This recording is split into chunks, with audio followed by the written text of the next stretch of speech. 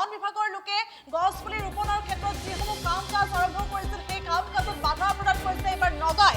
পুনৰে কৈছোঁ এক গুৰুত্বপূৰ্ণ খবৰ, কিয়নো এক উত্তেজনাই বিৰাজ কৰা পৰিলক্ষিত হৈছে অসম নাগালেণ্ড সীমান্তৰ উৰিয়ামঘাটৰ ৰেংমা সংৰক্ষিত বনাঞ্চলত পুনৰ উত্তেজনাই বিৰাজ কৰিছে, কিয়নো নগাই এইবাৰ বাধা প্ৰদান কৰিছে। নগাই বাধা প্ৰদান কৰিছে বন বিভাগৰ লোকক গছ পুলি ৰোপণৰ বাবে যাৱতীয় কাম কাজ চলাই থকা সময়তে বাধা প্ৰদান কৰিছে একাংশ নগা লোকে।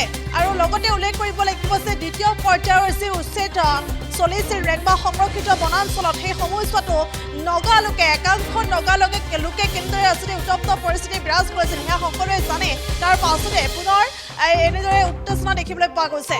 অসম নাগালেণ্ড সীমান্তৰ উৰিয়ামঘাটৰ ৰেংমা সংৰক্ষিত বনাঞ্চলত পুনৰ এইদৰে উত্তপ্ত হৈ পৰিছে পৰিস্থিতি। ৰেংমা সংৰক্ষিত বনাঞ্চলৰ সীমান্তৰ মধুপুৰত পুনৰ নগাই বাধা প্ৰদান কৰিছে। নগাৰ বাধাৰ সন্মুখীন হৈছে এইবাৰ গোলাঘাট জিলা বন বিভাগে। এতিয়া বাধাৰ সন্মুখীন হৈছে বন বিভাগে গছ পুলি ৰোপণৰ বাবে যাৱতীয় কাম কাজ চলাই থকা সময়ছোৱাতে একাংশ নগা লোকে বাধা প্ৰদান কৰিছে। আৰু আমি দৃশ্যাংশ দেখুৱাই গৈছোঁ ইতিমধ্যে এইদৰে বন বিভাগৰ লোক আৰক্ষী সেই স্থানত উপস্থিত আছে। আৰু তেনে সময়ছোৱাতে যিটো গছ পুলি ৰোপণৰ বাবে কাম কাজ আৰম্ভ হৈছিল তেনে সময়তে এইদৰে একাংশ নগা লোক তাত উপস্থিত হৈছে আৰু এইদৰে বাধা প্ৰদান কৰিছে বুলি জানিব পৰা গৈছে। এইদৰে নগা লোকৰ বাধাৰ সন্মুখীন হৈছে এতিয়া গোলাঘাট জিলা বন বিভাগ। এতিয়া বাধাৰ সন্মুখীন হৈছে, যিহেতু উল্লেখ কৰিব লাগিব যে ৰাজ্যজুৰি এতিয়া উচ্ছেদ চলি আছে। বিভিন্ন সময়ত আচলতে ৰাজ্যৰ বিভিন্ন প্ৰান্তত উচ্ছেদ চলি আছে আৰু লগতে চৰকাৰী ভূমি দখল কৰি আছে বেদখলকাৰীয়ে। সমান্তৰালকৈ বনাঞ্চল ধ্বংস কৰি একাংশ লোকে নিগাজিকৈ আচলতে বাঁহ সাজিছিল বা ঘৰ দুৱাৰ সাজিছিল। গতিকে সেইসমূহ স্থানৰ আচলতে বেদখল মুক্ত কৰিছে চৰকাৰ প্ৰশাসনে, বেদখল মুক্ত কৰিছে হাজাৰ হাজাৰ বিঘা ভূমি। তাৰ পাছতে গছ পুলি ৰোপণৰ অৰ্থাৎ বনাঞ্চল যিহেতু ধ্বংস কৰি একাংশ লোকে নিগাজিকৈ বাস কৰিছিল, গতিকে সেইসমূহ স্থানত উচ্ছেদ চলাই পুনৰ গছ পুলি ৰোপণৰ যিসমূহ কাম কাজ সেই কাম কাজ চলাই থকা সময়ছোৱাতে এইবাৰ নগা লোকে পুনৰ বাধা প্ৰদান কৰিছে। পুনৰলৈ কৈছোঁ নগা লোকে বাধা প্ৰদান কৰিছে। আৰু দ্বিতীয় পৰ্যায়ৰ যি উচ্ছেদ সেই উচ্ছেদতো আচলতে নগা লোকে কি এক উত্তপ্ত পৰিস্থিতি বিৰাজ কৰিছিল, কিদৰে হাতে হাতে কটাৰী দা লৈ উপস্থিত হৈছিল উচ্ছেদস্থলীত সেয়া আমি সকলোৱে জানো। তেনে সময়ছোৱাতে পুনৰ নগা লোকে এনেদৰে বাধা প্ৰদান কৰিছে বন বিভাগৰ লোকক। যেতিয়া বন বিভাগৰ লোকে গছ ৰোপণৰ বাবে যাৱতীয় কাম কাজ চলাই আছিল সেই সময়ছোৱাতে একাংশ নগা লোকে এইদৰে বাধা প্ৰদান কৰিছে আৰু এই ঘটনাক কেন্দ্ৰ কৰি পুনৰ উত্তপ্ত হৈ পৰিছে পৰিস্থিতি। এই মুহূৰ্তত কিছু মন্তব্য আছে, সেই মন্তব্য আগবঢ়াইছোঁ।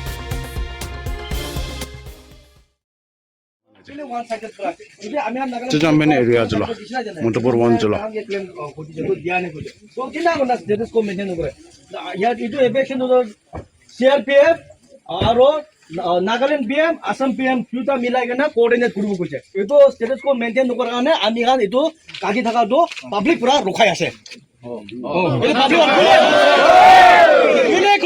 এইটোতো আমি কাণ লগা বস্তিৰ লগা গভৰ্ণমেণ্ট নাগালেণ্ড গভৰ্ণমেণ্ট ৰিকগনাইজ লগা।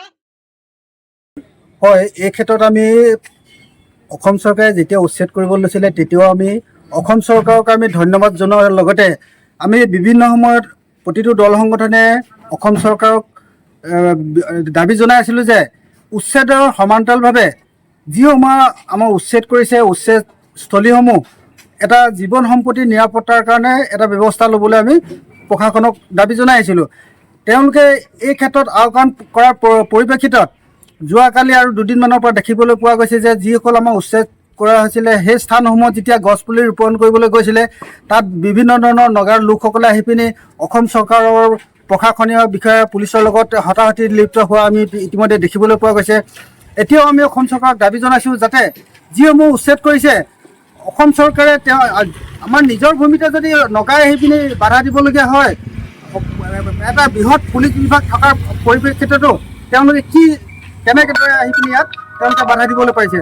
আৰু অসম চৰকাৰে কঠোৰ হৈ পিনি উক্ত অঞ্চলসমূহ আমাৰ যি গছ পুলি ৰোপণৰ ব্যৱস্থা কৰিছে কটকটীয়া নিৰাপত্তা ব্যৱস্থা কৰি সেই অঞ্চলসমূহ যাতে সুৰক্ষিত কৰি ৰাখিব পাৰে তাৰ প্ৰতি আমি অসম চৰকাৰক কঠোৰ দৃষ্টি ৰাখিবলৈ আমি দাবী জনাইছোঁ। চেতিয়াগাঁও ঘটনাটোক লৈ আপুনি কি ক'ব?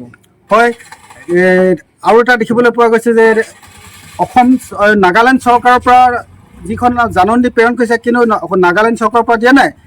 ওচৰত যিসমূহ গাঁও আছে, গাঁওসমূহৰ আমাৰ যেনেকৈ গাঁওবোৰ আছে, তেওঁলোকৰ একোজন চেয়াৰমেন আছে। চেয়াৰমেন কেইজনমানক লগত লৈ আমাৰ যি এই চেতিয়া বস্তিৰ দুজন আমাৰ গাঁওবোৰ আছে অসমৰ, তেওঁলোকক ভয় ভাবুকিৰে আহি পিনি লগত লৈ পিনি যিসকল আমাৰ ইয়াত অবৈধভাৱে লোক আছে তেওঁলোকক নটিচ দিয়া পৰিলক্ষিত হৈছে। গতিকে এই ক্ষেত্ৰতো অসম চৰকাৰে এটা দৃষ্টি ৰাখি এটা ব্যৱস্থা কৰি যাতে আমাৰ এই অঞ্চলত থকা লোকসকল যিসকল আমাৰ স্থায়ী আছে তেওঁলোকক যাতে নিৰাপত্তা দিয়া প্ৰদান ব্যৱস্থা কৰে, তাৰ প্ৰতি আমি দাবী জনাইছোঁ। 2014 চনতো এটা ঘটনা চেতিয়া গাঁও অঞ্চলত সংঘটিত হৈ গৈছে, তেনেকুৱা বিক্ষিপ্ত ঘটনাৰ উমান পোৱা গৈছে নেকি? যিকোনো খবৰৰ বাবে যোগাযোগ কৰক 7099017330 লগতে 7099017110 নম্বৰত। যিকোনো